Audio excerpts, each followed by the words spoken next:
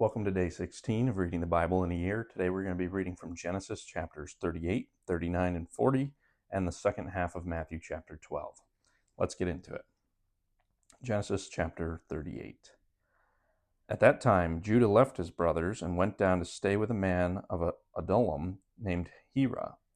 There Judah met the daughter of a Canaanite man named Shua. He married her and made love to her. She became pregnant and gave birth to a son who was named She conceived again and gave birth to a son and named him Onan. She gave birth to still another son and named him Shelah. It was Kezib that she gave birth to him. It was at Kezib that she gave birth to him. Judah got a wife for her firstborn, and her name was Tamar. But Judah's firstborn, was wicked in the Lord's sight, so the Lord put him to death. Then Judah said to Onan, "Sleep with your brother's wife to fulfill your duty to her as a brother-in-law, to raise up offspring for your brother." But Onan knew that the child would not be his. So whenever he slept with his brother's wife, he spilled his semen on the ground to keep from providing offspring to his brother. What he did was wicked in the Lord's sight, so the Lord put him to death also. Judah then said to his daughter-in-law Tamar, "Live as a widow in your father's household until my son Shelah grows up," for he thought, he may die too, just like his brothers. So Tamar went to live in her father's household. After a long time, Judah's wife, the daughter of Shua, died. When Judah had recovered from his grief, he went up to Timnah to the men who were shearing his sheep, and his friend Hira, the Adullamite, went with him. When Tamar was told, "Your father-in-law is on his way to Timnah to shear his sheep," she took off her widow's clothes, covered herself with a veil to disguise herself, and then sat down at the entrance to Anaim, which is on the road to Timnah. For she saw that though Shelah had now grown up, she had not been given to him as his wife. When Judah saw her, he thought she was a prostitute, for she had a covering on her face. Not realizing that she was his daughter-in-law, he went over to her by the roadside and said, "Come now, let me sleep with you." "And what will you give me to sleep with you?" she asked. "I'll send you a young goat from my flock," he said. "Will you give me something as a pledge until you send it?" she asked. He said, "What pledge should I give you?"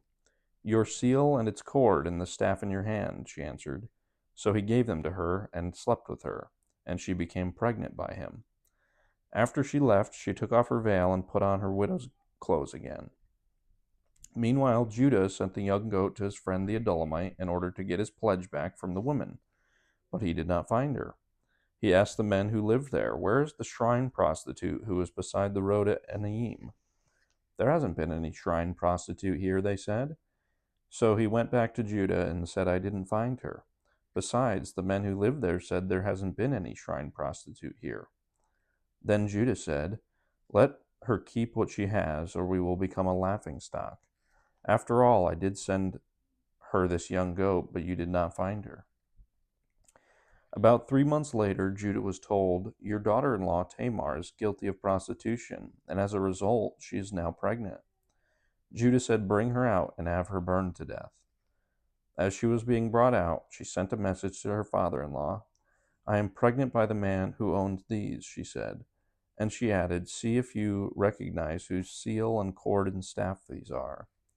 Judah recognized them and said, "She is more righteous than I, since I wouldn't give her to my son Shelah."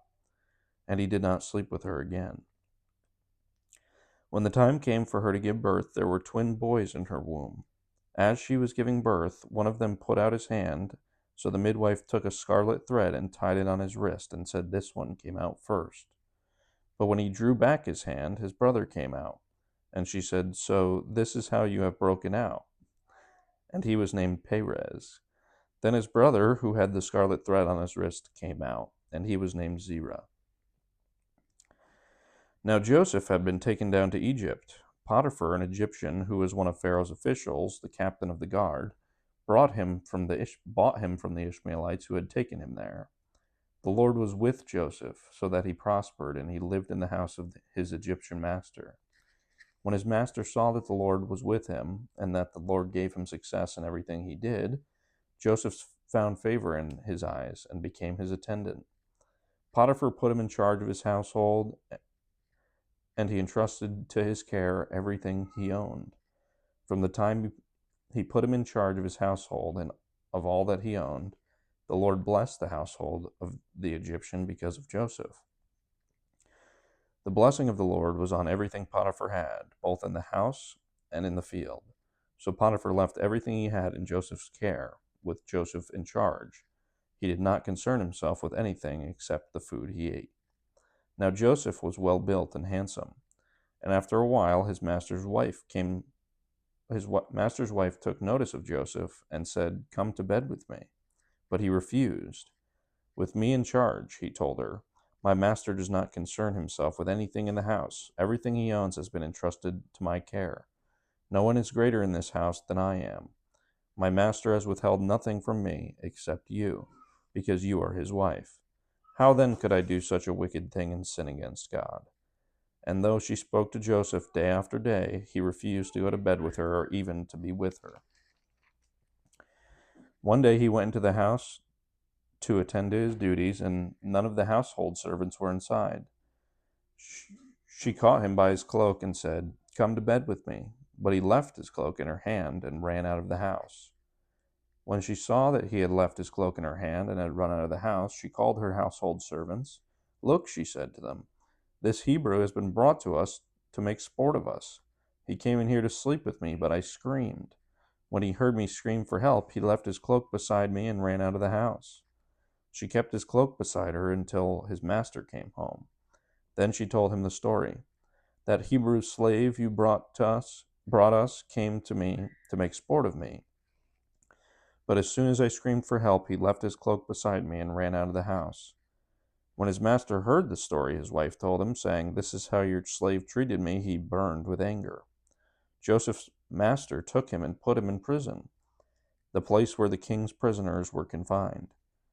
But while Joseph was there in the prison, the Lord was with him. He showed him kindness and granted him favor in the eyes of the prison warden. So the warden put Joseph in charge of all those held in the prison, and he was made responsible for all that was done there. The warden paid no attention to anything under Joseph's care, because the Lord was with Joseph and gave him success in whatever he did. Some time later, the cupbearer and the baker of the king of Egypt offended their master, the king of Egypt. Pharaoh was angry with his two officials, the chief cupbearer and the chief baker, and put them in custody in the house of the captain of the guard, in the same prison where Joseph was confined. The captain of the guard assigned them to Joseph, and he attended them. After they had been in custody for some time, each of the two men, the cupbearer and the baker of the king of Egypt, who were being held in prison, had a dream the same night, and each dream had a meaning of its own. When Joseph came to them the next morning, he saw that they were dejected. So he asked Pharaoh's officials, who were in custody with him in his master's house, "Why do you look so sad today?" "We both had dreams," they answered, "but there is no one to interpret them."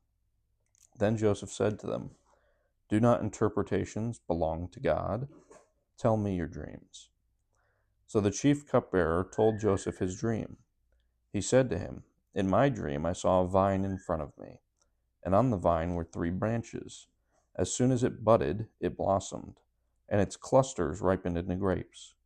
Pharaoh's cup was in my hand, and I took the grapes, squeezed them into Pharaoh's cup, and put the cup in his hand.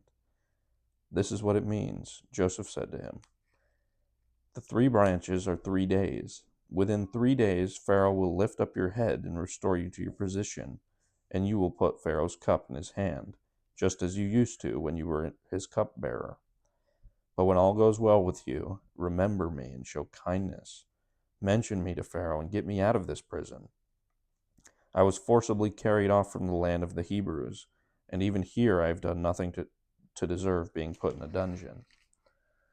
When the chief baker saw that Joseph had given a favorable interpretation, he said to Joseph, "I too had a dream. On my head were 3 baskets of bread. In the top basket were all kinds of baked goods for Pharaoh, but the birds were eating them out of the basket on my head." "This is what it means," Joseph said. "The 3 baskets are 3 days. Within 3 days, Pharaoh will lift off your head and impale your body on a pole, and the birds will eat away your flesh." Now the 3rd day was Pharaoh's birthday, and he gave a feast for all of his officials.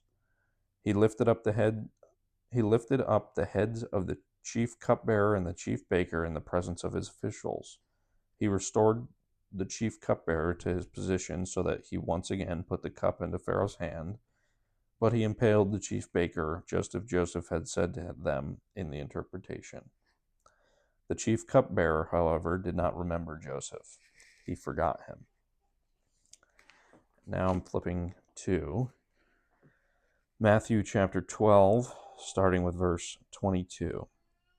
Then they brought him a demon-possessed man who was blind and mute, and Jesus healed him so that he could both talk and see. All the people were astonished and said, "Could this be the son of David?" But when the Pharisees heard this, they said, "It is only Beelzebul, the prince of demons, that this fellow drives out demons." Jesus knew their thoughts and said to them, "Every kingdom divided against itself will be ruined, and every city or household divided against itself will not stand. If Satan drives out Satan, he is divided against himself. How then can his kingdom stand? And if I drive out demons by Beelzebul, by whom do your people drive them out? So then they will be your judges. But if it is by the Spirit of God that I drive out demons, then the kingdom of God has come upon you. Or again, how can anyone enter a strong man's house and carry off his possessions unless he first ties up the strong man? Then he can plunder his house. Whoever is not with me is against me, and whoever does not gather with me scatters. And so I tell you, every kind of sin and slander can be forgiven, but blasphemy against the Spirit will not be forgiven. Anyone who speaks a word against the Son of Man will be forgiven, but anyone who speaks against the Holy Spirit will not be forgiven, either in this age or in the age to come. Make a tree good, and its fruit will be good, or make a tree bad, and its fruit will be bad, for a tree is recognized by its fruit. You brood of vipers, how can you who are evil say anything good? For the mouth speaks what the heart is full of. A good man brings up good things out of the good stored up in him, and an evil man brings evil things out of the evil stored up in him. But I tell you that everyone will have to give account on the day of judgment for every empty word they have spoken. For by your words you will be acquitted, and by your words you will be condemned. Then some of the Pharisees and teachers of the law said to him, "Teacher, we want to see a sign from you." He answered, "A wicked and adulterous generation asks for a sign, but none will be given it except the sign of the prophet Jonah. For as Jonah was 3 days and 3 nights in the belly of a huge fish, so the Son of Man will be 3 days and 3 nights in the heart of the earth.